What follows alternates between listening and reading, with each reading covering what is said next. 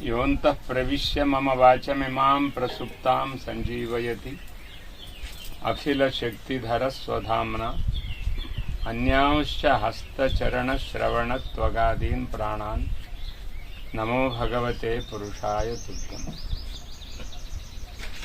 ఏ పరమాత్మ ప్రేరణ చేత వాక్కు మొదలైన సకల ఇంద్రియాలు ప్రవర్తిస్తాయో అలాంటి పరమాత్మ భవిచరణాల విందాలకు ప్రణామాంజలి సమర్పిస్తూ తమ పవిత్రమైనటువంటి రాజశ్యామల యాగంలో పాల్గొంటున్న మీ అందరికీ ధన్యవాదాలను సమర్పిస్తూ వసంత పంచమి నిన్న విశిష్టమైనటువంటి రోజు. ఆ రోజు సరస్వతి యొక్క ఆవిర్భావం. సరస్వతికి, లక్ష్మికి అలాగే అమ్మవారికి భేదమేమి లేదు. శ్రీ శబ్దానికి లక్ష్మి, సరస్వతి, పార్వతి ముగ్గురు కూడా అర్థాలు. అందులో మీరంతా చేస్తున్నది రాజశ్యామల యాగం. ఆ శ్యామల లక్ష్మీ పార్వతులతో నిరంతరం సేవింపబడుతూ ఉంటుంది. మనకు మామూలుగా అమ్మవారిని కూర్చోబెట్టి లక్ష్మీ సరస్వతులు ఇరువైపులా కూడా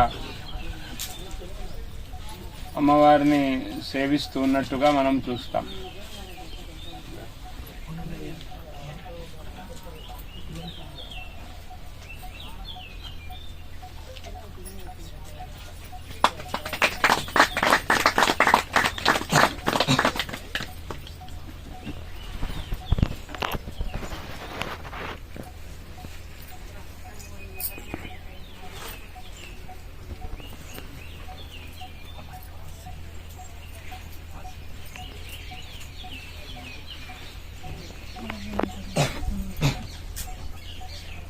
మనకు అమ్మవారి యొక్క ఉపాసన, లలితాదేవి యొక్క ఉపాసన ఎక్కువగా ప్రసిద్ధం.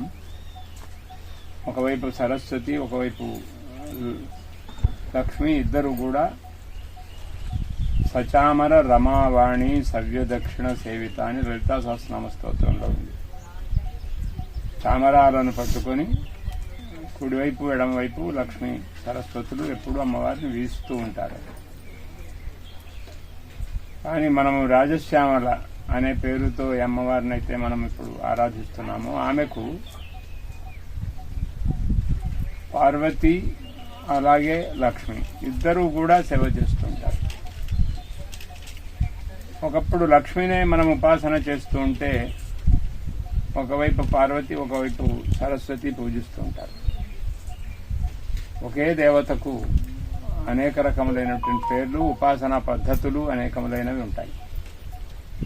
అలా రాజశ్యామల అనే పేరుతో సరస్వతిని మనం ఉపాసన చేస్తున్నాం.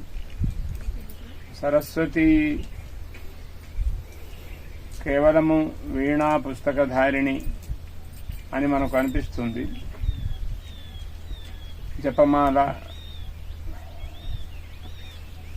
అభయ హస్తము, వీణాధారణం, చేతిలో చిలుకను పట్టుకొని ఉండడం, ఇవన్నీ సరస్వతి యొక్క లక్షణాలు. వీణ అనేకములైనటువంటి వాద్యాలకు సంకేతం. చిలుక ఆకర్షణీయమైన ధ్వనులకు ప్రసిద్ధం. మనందరికీ మనం ఎలా మాట్లాడతామో అలాగే మాట్లాడడానికి ప్రయత్నం చేస్తుంది. మనం మాట్లాడింపజేస్తే ప్రయత్నం చేస్తుంది. కాబట్టి మనలాగా మాట్లాడేటువంటి ఒకే ఒక పక్షి చిలుక, గోరువంక అనే పక్షి కూడా ఉంది. ఇంకా మిగతా ఏ పక్షులు అలా మాట్లాడలేవు. పశువులు కూడా ఏవి మాట్లాడలేవు. హంస ఒక పక్షి ఉంటుంది. ఆ హంసలు ఇప్పుడు లేవు. ఆ హంసలు కూడా మానవ భాష మాట్లాడేటువంటి పక్షులలో ఒక పక్షి. ఇంకా పశువులలో ఏ పశువు కూడా మనలాగా మాట్లాడలేదు. కేవలం మనుష్యుల కోసం మాత్రమే వాక్కును సృష్టించారు. కాబట్టి రాజశ్యామలాదేవి వాక్కుకు అధిష్టాన దేవత. మాట బాగుంటేనే అన్నీ బాగుంటాయి. అమ్మదయ ఉంటే అన్నీ ఉన్నట్టే అని మనం ఎలా అనుకుంటామో అదేవిధంగా మాట బాగుంటే అన్నీ బాగున్నట్టే. మాట బాగులేకపోతే ఏదీ సిద్ధించదు. ఈ మాట మనం ఎన్నో తపస్సు, ఎన్నో సంవత్సరాలు, ఎన్నో యుగాలు, జన్మాంతరాలలో చేసిన తపస్సు ఫలితంగా మనకు ఈ మాట వచ్చింది. మాట్లాడడానికి బాగా తపస్సు చేయాలి. మాటలే కదా అనుకుంటాం, కానీ కొన్ని మాటలకు ఎంతో విలువ ఉంటుంది, కొన్ని మాటలకు ఏ విలువ ఉండదు. ఎప్పుడూ మాట్లాడుతూ ఉంటే వాగడం అనుకుంటారు. అలా వాగే వాళ్ళని ఎవరూ గౌరవించరు. ఎక్కువ మాట్లాడితే కూడా సరిగ్గా మనం చెప్పలేం. కాళిదాస మహాకవి అని అతను ఏమన్నాడంటే, సత్యాయ మిత భాషిణం. మనం నోటి నుంచి సత్యమైన మాట రావాలి అంటే మనం ఎక్కువ మాట్లాడకూడదు. ఎక్కువ మాట్లాడితే వేగంతో కొన్ని నోటి నుంచి కూడా పొరపాట్లు దొర్లుతాయి. వేగంగా మాట్లాడుతూ ఉంటే చెప్పవలసినటువంటి వాటిని మనము ఎలా క్రమంగా చెప్పాలో మనకు గుర్తురాదు, ఎదుటి వాళ్ళకి ఏమర్థం చేసుకోవాలో కూడా తెలియదు. అందువల్ల మాటలకు గౌరవాన్ని పెద్దలిచ్చారు. దేవీం వాచమజనయంత దేవాః. దేవతలంతా ఆలోచించారు. మాకు ఎంతో భావం ఉంది లోపల. ఈ భావాన్ని ప్రకటించడానికి మాకేం లేదు, ఏముండదు. ఏమి లేకపోతే మనం ప్రకటించలేం. ఏమి ఉంటే ప్రకటించగలుగుతాం. వారు చెప్పారు, మీరు విన్నట్టు కనిపించడం లేదు. వాక్కు. కాబట్టి వాక్కు లేకపోతే మనము ఏమి హావభావాలతో ఎంత ప్రయత్నం చేసినా, మాట ఉంటే ఎంత మనం అర్థం చేయించగలుగుతామో హావభావాలను అంత ప్రదర్శించలేము. తొందరగా రా అని చెప్పాలనుకో, మాట రాదు నాకు. ఇప్పుడు ఏం చేయాలి? మీ అమ్మ పిలిచింది, తొందరగా రా అని అంటుంది. మా అమ్మకు మాటలు రాలేదనుకో, ఏం చేయాలి? ఇప్పుడు నువ్వు ఎక్కడున్నావు అక్కడ వెతుక్కుంటూ వెళ్ళాలి. ముందు అంత ప్రయత్నం చేయాలి. నువ్వేమో దొరకవు. ఒక అరగంట క్రితం ఒక చోట ఉంటావు, ఇంకో గంట ఇంకో చేరితే తర్వాత పెడతావు. అప్పుడు వెతుక్కోవడంతోనే సరిపోతుంది. కానీ ఒక మాటతో, అమ్మాయి కరుణ, నీ పేరేమిటి? నవ్య. నవ్య కరుణ ఎక్కడున్నావు అని గట్టిగా అరిచిందనుకోండి. అప్పుడు ఏ అడవిలో ఉన్నా వెంటనే అమ్మ ఇక్కడే ఉన్నానని, ఎందుకంటే దయ ఉంది అమ్మ మాట మీద, ఇక్కడే ఉన్నానని చెప్తుంది. కానీ మాట రాకపోతే సమాధానం చెప్పలేదు. అందువల్ల అందరికీ మాట. ఈ కాలంలో సరస్వతీదేవి యొక్క ఉపాసనను చాలామంది చేస్తున్నారు. ఇటు వారాహి దేవత యొక్క ఉపాసనను కూడా చాలా చేస్తున్నారు. ఇక్కడ ఈ క్షేత్రంలో ప్రజలు ఏ ఏ కోరికలతో, ఏ ఏ సంకల్పాలతో ఎక్కువ ఉపాసన చేస్తారో ఆ దేవతలను అన్నింటినీ కూడా ఇంచుమించు ఇక్కడ ఏర్పాటు చేయడం జరిగింది. కాబట్టి మీరంతా కూడా ధన్యులు, సహకారం చేస్తున్నారు. ఇక్కడ కార్యక్రమం చేసి శ్యామల, ఆమె శ్యామల దండకమని కాళిదాసు గారే రాశారు. జయ జనని సుధా సముద్రాంతరుద్యన్ మణిద్వీప మధ్య స్థితే అని ఆరంభం చేసి అనేకములైనటువంటి విశేషణాలతో అమ్మవారిని ఉపాసన చేశాడు కాళిదాసు. సాధారణంగా మేషజీవనుడు. అతను ఏ వృత్తి చేసేవాడో వాళ్ళ తల్లిదండ్రులు ఏమిటో తెలియదు, కానీ ఒక మేషపాలకుడుగా, అంటే మేకలను త్రోలి రక్షించి పొలాలలో కట్టి కష్టపడి బ్రతికేటువంటి ఆ జాతిలో ఆయనను కనుక్కున్నారు. అలా కనుక్కొని మహారాజు గారి యొక్క కూతురికి ఒక స్వయంవరాన్ని ప్రకటించారు.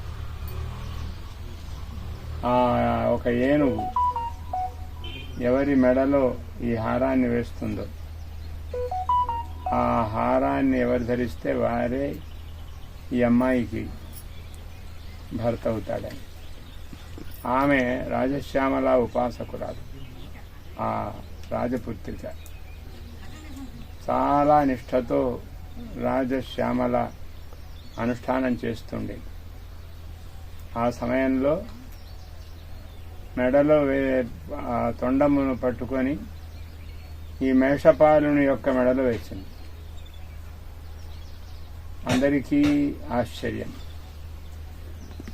కానీ ఆ రాజపుత్రికి ఏమీ భయపడలేదు. అమ్మవారు ఏది శాసిస్తే అదే నేను పాలిస్తాను అని తాను అమ్మవారికి అంకితమైన జీవనంతో ఉంది. అప్పుడు ఆమెకు తర్వాత తెలుస్తుంది అతడికి ఏమీ జ్ఞానం ఏమీ లేదని. అమ్మవారిని ప్రార్థించింది, అమ్మా ఇలాంటి భర్తను నాకు ఇచ్చావు, అతనికి ఏమీ తెలియడం లేదు. అమ్మవారు ఓపిక పట్టుమని చెప్పింది. కాబట్టి మనము రాజశ్యామలను ఉపాసన చేసే వాళ్ళందరము ఓపికతో ఉండాలి. అసాధ్యమైనటువంటి విషయాలు ఏమీ ఉండవు. మీరంతా ఏదో ఒక సంకల్పం, ఆ సంకల్ప బలముతో మీరు అనుకున్నటువంటి విషయాలన్నీ నెరవేరాలి అనేటువంటి భావంతో మీరు ఈ ఉపాసనలో, ఈ అనుష్ఠానంలో పాల్గొంటున్నారు. ఇక్కడ నిర్వహణ చేసేటువంటి సత్యనారాయణ గారు కూడా ఏ సంకల్ప బలమో, ఏనాటి సంకల్పమో ఆయన కూడా ఈ కార్యక్రమాన్ని నిర్వహిస్తున్నారు. అందరికీ ఒకటే లక్ష్యం, భగవంతుణ్ణి భక్తుల యొక్క సాన్నిధ్యానికి చేర్చాలి. ఇంకొక సంకల్పం ఏమిటి అంటే, మన దేవతలని ఈ కాలంలో బలహీనులుగా భావించేటువంటి ప్రయత్నం చేస్తున్నారు చాలామంది. మనవాళ్లే కొంతమంది కోరికలనిచ్చేటువంటి దేవత వేరుగా ఉంటారు అని ప్రచారం చేస్తున్నారు. కాబట్టి కోరికలను ఇవ్వాలి అంటే మీ హిందూ దేవతలు ఏమీ చేయడం లేదని. ఇలాంటి సమయంలో మీరు అచంచలమైనటువంటి విశ్వాసంతో, భక్తితో చేస్తున్నారు ఉపాసన. ఆ ఉపాసన ఫలము మీకందరికి కూడా కలగాలి అని భగవంతుని ముందు ప్రార్థిస్తున్నాను. మేషపాలకుడైనటువంటి కాళిదాసు భార్య చేత శాసించబడుతూ, భార్య చేత నిందింపబడుతూ, ఏమి చెయ్యాలో తోచక తాను కూడా తన భార్య చెప్పినటువంటి ఉపాసనను చేశాడు. అప్పుడు అమ్మవారు సాక్షాత్కరిస్తే శ్యామలా దండకాన్ని రచించాడు. ఆ తర్వాత అతను ఏం మాట్లాడితే అది మహాకావ్యం. అస్తి కశ్చిద్ వాగ్ విశేష. ఏదైనా మాటలలో ఏదైనా నీకు విశేషం కనపడుతుందా అని భార్య అడిగింది. అస్తి కశ్చిత్ వాగ్ విశేష. వాగ్ విశేష అంటే మాటల్లో ఏదైనా తేడా, మార్పు ఏదైనా కనపడుతోందా? పూర్వం ఉన్నట్లే ఉన్నావా, అలాగే మాట్లాడుతున్నావా, కొత్తగా మాట్లాడుతున్నావా అని అడిగింది. అడిగితే దీనికి సమాధానం అది కాదు అని అస్త్యుత్తరస్యాం అనే అస్థి శబ్దముతో ఆయన కుమార సంభవం అనే కావ్యం రాశారు కాళిదాసు. కశ్చిత్ అనే శబ్దమును మొదలుపెట్టి కశ్చిత్ కాంతావిరహ గురుణా స్వాధికారాత్ ప్రమత్తః అని శ్లోకాన్ని ప్రారంభం చేసి మేఘ సందేశం అనే కావ్యాన్ని రాశారు. వాగ్ విశేష అని అనడం వల్ల వాగర్థావివ సంపృక్తవు వాగర్థ ప్రతిపత్తయే జగతః పితరౌ వందే పార్వతీ పరమేశ్వరవు అని పార్వతీ పరమేశ్వరులు మాట అర్థము లాంటి వాళ్ళు, శబ్దము అర్థము లాంటి వాళ్ళు పార్వతీ పరమేశ్వరులు. మాటకు అర్థానికి సంబంధం ఉంటుంది. మాట మాట్లాడేది నోటి నుంచి, వినేది చెవి నుంచి. ఎక్కడ ఉంటుందో మాట తెలియదు మనకు. మాట ఎక్కడుంటుంది, ధ్వని ఎక్కడుంటుంది ఎవరికీ తెలియదు. అలా గూఢంగా అంతటా వ్యాపించి ఉంటుంది ధ్వని, మాట. ఇవన్నీ మనం మాట్లాడినప్పుడే ఇక్కడ మాటలు ఉంటాయని కాదు, మనం మాట్లాడనప్పుడు కూడా ఇక్కడ మాటలు ఉంటాయి. మనం ఇక్కడి నుంచి వెళ్ళి రాత్రి మన చోట్లోకి వెడతాం, కానీ మాటలు ఇక్కడ ఉంటాయి. మనం ఏమీ మాట్లాడకుండా మౌనంగా నిద్రపోతాం, అయినా కూడా మాటలు ఉంటాయి. కానీ ఎక్కడ ఉంటాయి ఏమిటో తెలియదు. ఇప్పుడు ఇలాంటి యంత్రాలలో కూడా మాటలు ఉంటాయి, కానీ ఆ యంత్రాన్ని కొట్టి విప్పి తీస్తే ఎక్కడ ఏ మాట కనిపించదు. యంత్రం పాడైపోతుంది తప్ప. అంతేనా? ఏదైనా ఉపయోగం ఉందా? మాటలు ఎక్కడ దాచిపెట్టుకున్నావు యంత్రమా అని పగలగొడతావు అనుకోను, అప్పుడు అందులో నుంచి మాటలు వస్తాయా బయటికి? వేరే ధ్వనులు వస్తాయి, పనికిరాని పిర్ర టర్ర చిర్ర ఇలాంటి ధ్వనులు వస్తాయి తప్ప వాస్తవమైనటువంటి మనం మాట్లాడి దాచిపెట్టిన మాటలే రావు. కాబట్టి ఎక్కడుంటాయి మాటలు తెలియదు. నోటితో మాట్లాడతాం, కళ్ళతో చూస్తాం, పెద్ద కళ్ళతో చూస్తాం, చిన్న కళ్ళతో కూడా చూస్తాం. కానీ ఆ చూచిన వస్తువులన్నింటినీ కూడా నోటితో చెప్తాం, చెవితో వింటాం. ఎక్కడుంటాయో తెలియదు. ఆ ఎక్కడుంటాయో తెలియని మాటలను మాట్లాడడానికి జ్ఞానం కావాలి. ఆ జ్ఞానము నాకుంది అని చెప్పడం కోసం మాటలు పనిచేస్తాయి. కాబట్టి మాటలను వ్యవహారం అంటారు.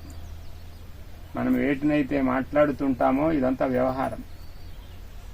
కాబట్టి నాకు తెలివి ఉంది, నాకు జ్ఞానం ఉంది అని తెలియజేయడానికి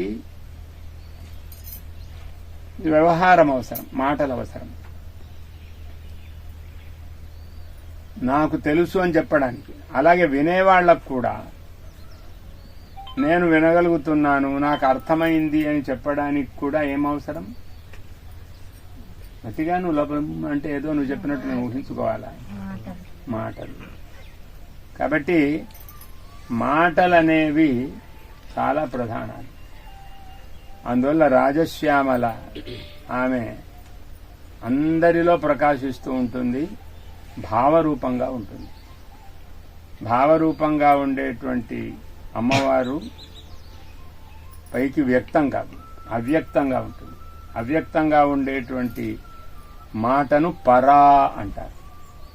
అవ్యక్తంగా ఉండే మాటను ఏమంటారు? పరా అంటారు. ఈ తర్వాత మీరు కళాశాలలో ఉపన్యాసంలో చెప్పారు ఇవన్నవన్నీ. కాబట్టి ఈ అవ్యక్తంగా ఉండే మాటలకు పేరు పర. ఆ పర పేరే రాజశ్యామల. పశ్యంతి అని ఇంకొక మాట ఉంది. పశ్యంతి అంటే భావం, చెప్పాలని అనుకునేటువంటి భావం. చెప్పాలని ఉంది అని ఎప్పుడైనా విన్నారా, చూచారా? ఈ చెప్పాలని ఉంది, ఏమి చెప్పాలని, ఊరికి చెప్పాలని ఉంది అని అంటే మన భావం తెలుస్తుందా? చెప్పవలసిన విషయాలు చెప్పాలా? విషయాలు చెప్పాలి. నాకు బాగా చెప్పాలని ఉంది చెప్పు చెప్పు అంటే గంటసేపు ఆలోచిస్తూ ఉంటారు. చెప్పండి మీ అనుభవాన్ని చెప్పండి అంటే కూడా చెప్పండి. మీకు ఇక్కడికి వచ్చిన వాళ్ళందరికీ కూడా మంచి అనుభవం కలుగుతోందా? కలుగుతోందా? ఆ కలిగిన దాన్ని మనం చెప్పాలి. మనకి ఏ అనుభవం కలిగితే ఆ అనుభవాన్ని మనం చెప్తే ఇంకొకళ్ళు కూడా తెలుస్తుంది. ఇది నా కోసమే అనుకుంటే మనం అనుభవిస్తాం, కానీ అనుభవాన్ని చెప్పగలుగుతామా లేదా పరీక్షించుకోవాలి. గాఢ నిద్రలో అనుభవం కలుగుతుంది. ఏమైంది నీకు? 5 గంటల సేపు నేను మాట్లాడలేదు అంటే ఏమైనా చెప్పగలుగుతామా? ఏమీ కాలేదు, నిద్రపోయానంటాం. అలా నిద్రా అనుభవాన్ని ఎవరికి చెప్పలేరు. నిద్రా అనుభవాన్ని చెప్పలేరు, కానీ ఏ అనుభవమైనా చెప్పవచ్చు. స్వప్నానుభవాన్ని చెప్పవచ్చు, కానీ స్వప్నంలో మర్చిపోవడం అనే లక్షణం ఎక్కువగా వస్తుంది. మనము సరి అయిన పట్టుదలతో నిద్రపోతే పట్టుదలతో స్వప్నాలు వచ్చి మన భావాలు ప్రకటమవుతాయి. భావమే మాటగా మారుతుంది, భావమే రూపంగా మారుతుంది. కాబట్టి రూపం అనేది వేరు కాదు, మాట అనేది కూడా వేరు కాదు. మాట రూపము ఒక్కటే. రూపం ఎదుటి వాళ్లల్లో ఉండేది రూపము, మన చేతిలో మనకు అధీనంగా ఉండేది మాట. కాబట్టి మనకు మాటలు అధీనమవుతాయి, ఎదుటి వాళ్లల్లో రూపాన్ని చూపిస్తాయి. కాబట్టి మిమ్మల్ని గుర్తుపట్టాలి అంటే పేరైనా తెలిసి ఉండాలి, మీరు చేసిన పనులైనా నాకు గుర్తుండాలి, లేకపోతే మీకు ఒక అనుభవమైనా ఉండాలి. ఇలాంటివన్నీ ఉంటే మనం మాట్లాడగలుగుతాం. ఈ భావాన్ని ప్రకటించడానికి ఉవ్విళ్ళూరుతుంటాం, కానీ ఎలా చెప్పాలో తెలియదు. అది కూడా ఒక శబ్దమే. లోపల ఆవేశం బాగా వచ్చి ఊరుకుంటాం. ఏదో చెప్పాలి అనుకుంటాం, చెయ్యాలి అనుకుంటాము, చేయలేము. అప్పుడు చేయవలసిన ఉపాసన ఏమిటి? పశ్యంతి ఉపాసన. పరా ఉపాసన ఒకటి, ఆ పరా ఉపాసన ఒకటి. రెండవది పశ్యంతి ఉపాసన. భావాలు ఎవరైతే చెప్పుకోలేకపోతారో, మా మనస్సులో ఉండే భావాలు మేము చెప్పుకోలేకపోతున్నాం, కాబట్టి దానికి మనం పశ్యంతి ఉపాసన చేయాలి. మాకు అన్ని పరిపూర్ణంగా ఇవ్వడానికి ఏ సిద్ధ రూపం అయితే ఉందో ఆ సిద్ధ రూపం పర. ఆ పరా రూపాన్ని మనం నిరంతరం ధ్యానం చేస్తే మనకు అన్నీ తెలిసిన లక్షణం వస్తుంది. తెలిసిన లక్షణం వస్తుంది కదా అని అహంకరిస్తే ఈ తెలిసిన లక్షణం పోతుంది. పరమాత్మకు మనకు తేడా ఏమిటంటే, తెలిసిన వాటిని అన్నిటినీ కూడా ఏమీ తెలియదన్నట్టుగా ఉంటాడు పరమాత్మ. జీవుడు ఏం చేస్తాడు అంటే తెలిసిన వాటిని అన్నింటినీ కూడా ప్రకటించుకుంటూ ఉంటాడు. కాబట్టి పరా అంటే అమ్మవారి రూపం జగదంబ. ఆమె అన్నీ తెలిసి కూడా ఏమీ తెలియనట్టుగా తాను వ్యవహరిస్తుంది. అది పరాస్వరూపం. లోపల భావాలన్నీ కూడా ఇమిడించుకోలేక ఏమి చెయ్యాలో తోచక జుట్టు పిక్కుంటూ, లేకపోతే చేతులు అటు ఇటు అంటూ బాగా బాధతో వ్యథతో లోపలనే కుమిలిపోతూ ఉంటే ఆ బాధలు పోవడానికి, అంటే పిల్లలు కొంతమంది మాట్లాడలేరు, వాళ్ళ భావం బాగా ఉంటుంది, ఇటు తిరుగుతారు అటు తిరుగుతారు, ఆ పని చేస్తారు ఈ పని చేస్తారు. అలాంటి వాళ్ళ కోసం పశ్యంతి ఉపాసన చేయాలి. ఇంకా కొంతమందికి ఈ భావము తట్టుకునే శక్తి ఎప్పుడైతే వస్తుందో అప్పుడు బయటికి శబ్దం వస్తుంది. ఆ వచ్చినటువంటి శబ్దము ధ్వని అనబడుతుంది. ఆ ధ్వని అనేటువంటిది ఏదైతే ఉందో దానిని వైఖరి మధ్యమ అంటారు. దాన్ని ఏమంటారు? మధ్యమాన. ఒత్తు బాగా పలకకపోతే అర్థం మారిపోతుంది.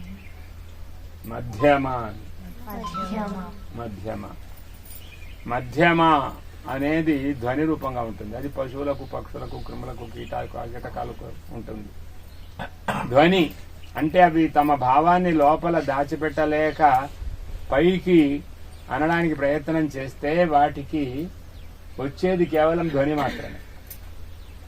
కాబట్టి పక్షులు, పశువులు, క్రిములు, కీటకాలు ఇవన్నీ కూడా ధ్వని చేసి బ్రతుకుతాయి, ధ్వనితో మాట్లాడుకుంటాయి. ఆ ధ్వని మనకు తెలియదు, ఆ భాష మనకు తెలియదు. మన భాష కూడా వాటికి ధ్వనిలాగానే అనిపిస్తుంది. మన భాష వాటికి ధ్వని, వాటి భాష మనకు ధ్వని. ఇలా ఉండేదాన్ని మధ్యమ అంటాం. కాబట్టి పిల్లలు కొంతమంది మాట్లాడుతూ ఉంటారు, ఏమో చెప్పు అని అంటే గట్టిగా అంటుంటారు, ఏమీ చెప్పలేకపోతారు. అవు అనేటువంటి భావం పోవాలి అంటే మధ్యమ ఉపాసన చేయాలి. ఆ మధ్యమ ఉపాసన అనేది మూడవ ఉపాసన. తర్వాత బాగా మాటలు రావాలి అని అంటే వైఖరి మాతృపాసన. వైఖరి, ఆ వైఖరి అనేటువంటిది మనుష్యుల మాటను వైఖరి వాక్ అంటారు. ఆ వాక్కును ఉపాసన చేసేటువంటి ప్రయత్నములో రాజశ్యామల మంత్రం వైఖరి రూపంగా పనిచేస్తుంది. ఇవన్నీ అన్నీ ఉన్నాయి మనకు తృప్తిగా. అంటే మనం ఇప్పుడు శాసనం చేయగలుగుతున్నాం, అన్ని పనులు చేయగలుగుతున్నాం, మనకు చేతిలో డబ్బుంది, పనివాళ్ళు దొరుకుతారు, ఇవన్నీ ఉన్నాయనుకోండి. అప్పుడు కూడా ఏ దేవతనైతే ఉపాసించాలో ఆమె రాజశ్యామల. అన్ని తెలిసిన తర్వాత మౌనంగా ఉండడాన్ని కూడా నేర్చుకోవాలి. అన్నీ తెలియకముందు ఏ విధంగా మౌనంగా ఉన్నామో, అన్నీ తెలిసిన తర్వాత కూడా సర్వ ఇచ్ఛలు పూర్తయినాయి, సర్వ క్రియలు పూర్తయిపోయినాయి, సర్వ సంకల్పాలు కూడా నెరవేరాయి. అప్పుడు ప్రశాంతి కోసం రాజశ్యామల ఉపాసన చేస్తాం. కాబట్టి అన్ని మాటల వల్ల వచ్చేటువంటి మహాశక్తిని మనము ఈ అన్ని రోజులలో కూడా ఉపాసన చేస్తున్నాము. ముఖ్యంగా నిన్నటి రోజున, ప్రధానమైన రోజున మనము ఉపాసన చేశాం.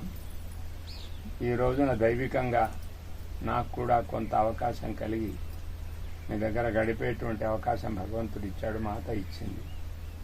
కాబట్టి ఇలా చేస్తుండేటువంటి మీ సకల సంకల్పాలు నెరవేరాలని, అలాగే మనందరికీ యజమానులు, ఈ క్షేత్రానికి యజమానులు అయినటువంటి సత్యనారాయణ గారి యొక్క సంకల్పం కూడా నెరవేరాలని మీరు ప్రచారం చేయండి.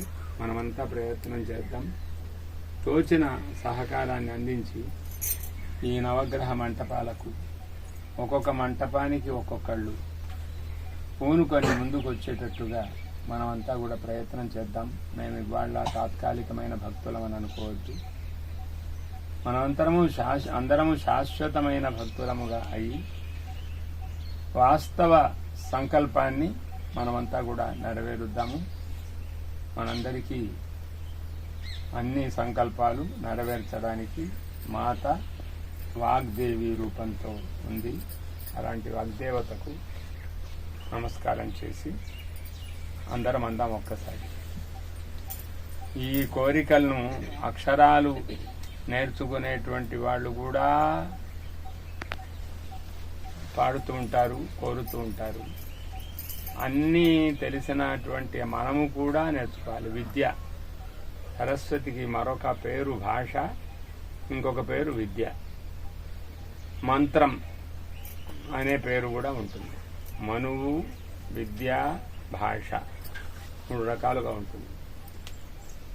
భాష అంటే కేవలం మాట్లాడడం. మనువు మంత్రము అంటే దానికి మనం ఏదంటే అది ఖచ్చితంగా జరుగుతుంది. కాబట్టి జరగాలి అంటే ఏం చేయాలి? ఎక్కువ మాట్లాడకుండా ఉండాలి. మిత భాషణం, సత్యాయ మిత భాషణం. సత్యం కోసం తక్కువ మాట్లాడాలి. లేకపోతే అభూత కల్పనలు ఎక్కువగా చేస్తాం. మనని కల్పనలు ఎక్కువ రాకుండా వాస్తవము బయటికి రావాలి అంటే మనం రాజశ్యామల ఉపాసన చేయాలి. ఈ విధంగా ఉపాసకులైన మీ అందరికీ కూడా అమ్మవారు అనుగ్రహాన్ని ఇవ్వాలని కోరుతూ, ఇంకా ప్రధానమైనటువంటిది మూడవది ఏమిటి? విద్య. విద్య చాలా రూపాలుగా ఉంది. చతుర్దశ విద్యలు, అష్టాదశ విద్యలు అంటారు. అన్ని మాటల వల్లని. ఒక్క మాట రాకపోతే విద్యలు ఏవి రావు. మాట రాకపోతే మంత్రాలు రావు. మాట రాకపోతే మనం ఎవరిని అనలేము, మనము కూడా వినలేము. కాబట్టి అందరికీ మాటే. మనుష్యులకు దేవత మాట.